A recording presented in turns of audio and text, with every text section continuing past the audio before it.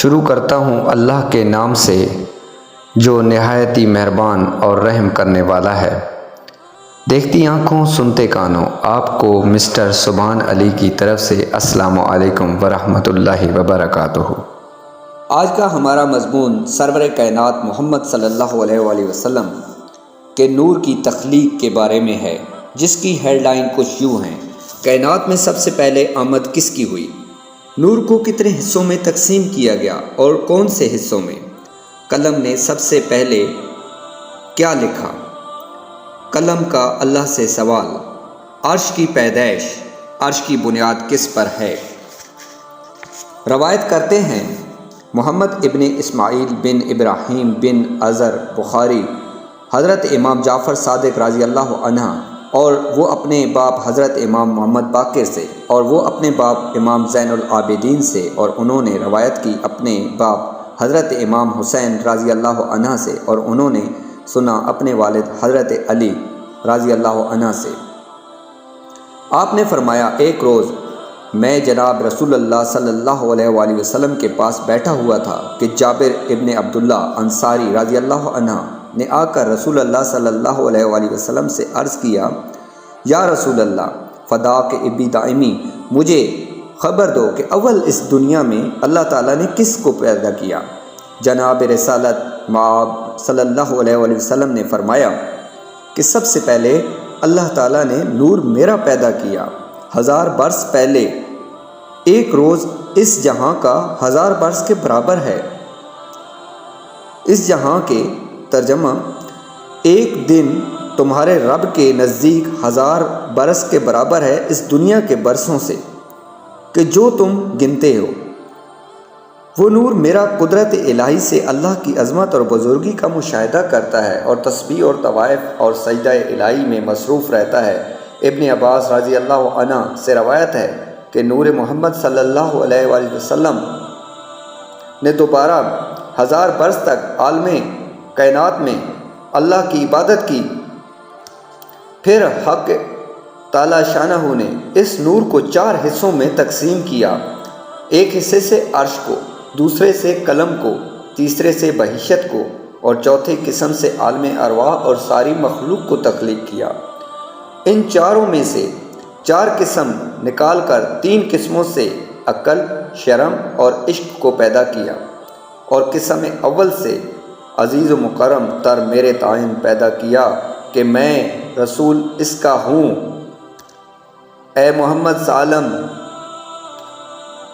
اگر میں نہ پیدا کرتا تو ہرگز نہ پیدا کرتا میں آسماں و زمین اور ساری مخلوق کو۔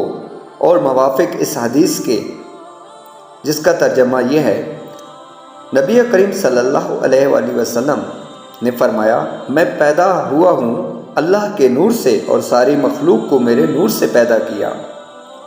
اس کے بعد رب العالمین کا حکم ہوا قلم کو، ساق عرش پر اول اس کلمہ کو لکھ، لا الہ الا اللہ محمد رسول اللہ۔ ترجمہ: نہیں ہے کوئی معبود سوائے اللہ کے اور محمد صلی اللہ علیہ وآلہ وسلم اللہ کے رسول ہیں۔ قلم نے 400 برس میں لا الہ الا اللہ تک لکھا۔ اور ایک روایت میں یوں ہے، قلم نے جو لا الہ الا اللہ تک لکھا تو عرض کی، یا رب العالمین، تو بے ماخذ ہے، تیرے نام کے ساتھ یہ نام بزرگ کس کا ہے؟ بس جناب باری تعالیٰ سے آواز آئی، یہ نام میرے محبوب محمد کا ہے، تو لکھ محمد رسول اللہ۔ جب یہ حکم ہوا، اہل ہیبت خطاب جل شانہ سے قلم کے منہ پر شکاف ہوا، تب قلم نے محمد رسول اللہ لکھا۔ تبھی سے قلم کا شکاف مسنون جاری ہوا قیامت تک۔ اس کے بعد عرش کے اوپر 18,000 برج پیدا کیے اور ہر برج میں 18,000 ستون کھڑے کیے اور ہر ستون کے اوپر 18,000 کنکرے بنائے اور ایک کنکرے سے دوسرے کنکرے تک 700 برس کی راہ ہے اور ہر کنکرے پر 18,000 قندیل ہیں، ہر ایک ایسا بڑا کہ 7 طبق زمین و آسمان اور جو کچھ کے بیچ اس کے ہے، اس میں اس طرح سمائے کہ جیسے ایک انگشت پتری بیج میدان کے ڈال رکھی ہے۔ اس کے بعد 4 فرشتے پیدا کیے، ایک بصورت آدمی، دوسرا بصورت شیر، تیسرا بصورت گدھا اور چوتھا بصورت گائے۔ پاؤں اس کے تحت الشری میں پہنچے ہوئے ہیں اور مونڈے ان کے نیچے عرش کے لگے ہوئے ہیں، اور چلتے وقت جب یہ ایک قدم لیں تو 7,000 برس کی راہ میں جا پڑے۔ خدا کا حکم ہوا ان کو عرش اٹھانے کا، تب ان چاروں نے زور لگایا مگر عرش نہ اٹھا سکے۔ اس کے بعد جناب باری تعالیٰ نے ارشاد فرمایا، اے فرشتو، میں نے تم کو طاقت دی، آسماں اور زمین اور جو کچھ بیچ اس کے ہے سب کو زور تمہیں دیا، عرش کو اٹھاؤ۔ پھر انہوں نے زور لگایا لیکن نہ اٹھا سکے۔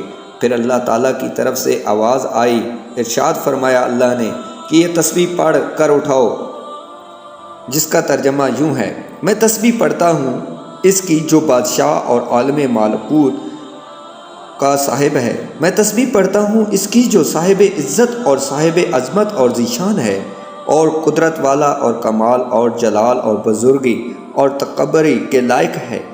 میں تسبیح پڑھتا ہوں اس بادشاہ زندہ کی جو نہیں سوتا اور نہیں مرتا اور طاہر ہے اور بہت پاک ہے، ہمارا پروردگار اور فرشتوں اور ارواحوں کا پروردگار ہے۔